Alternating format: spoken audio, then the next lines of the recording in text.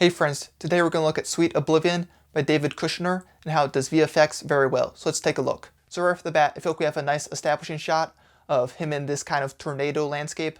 I feel like something they use throughout is kind of establishing shots, and I feel like they didn't do that with this part.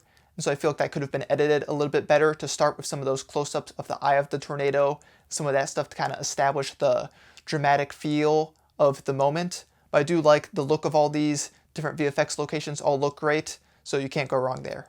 And I really like this buffet scene where they have the lamp and the book and food and different things disintegrating and kind of aging very rapidly. Just a cool VFX, and it really plays into the story well, where it's kind of like, oh, things are aging, things are ending very rapidly. And I feel like it's just a cool VFX you don't see very often, but it's executed quite well. And then I like these shots of the fire where they do the close-up of the fire and the deer's eyeball and some close-ups of the fire throughout.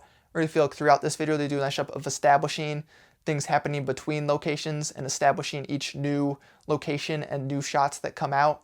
They have some nice transitions with sound effects and different things throughout. And then I really like this car crash scene, do some nice sound effects, and then it's a nice segue into the fire again. It's kind of a little bit unexpected, but it keeps you engaged because it's a new location this time. And then it transitions back into the fire in the forest with the match hitting the gasoline, all shot very well. Keeps you engaged throughout. I really like that. And then with the end here, I really like these reflection shots they have of the meteor in his glasses. Looks really cool. And I feel like throughout this video, all of the effects feel very natural. You know, they're all kind of natural disaster related, so it feels like they could happen, you know. It's not like he's flying or anything where it feels kind of inauthentic and, you know, not like it's grounded in reality or anything. So I feel like they do a good job of keeping everything realistic, you know, and kind of playing into, you know, some of these tropes of, like, you know, the meteor striking the earth for, you know, these end time catastrophes.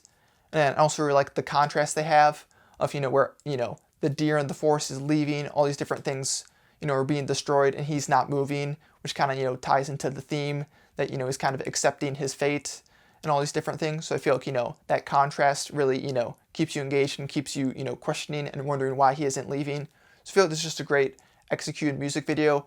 They have, you know, a good amount of different locations here, and none of the VFX really jars you or keeps you, you know, takes you out of the video per se. So I feel like they just did a great job with this one. Let me know your thoughts in the comments, but thanks for watching. Peace.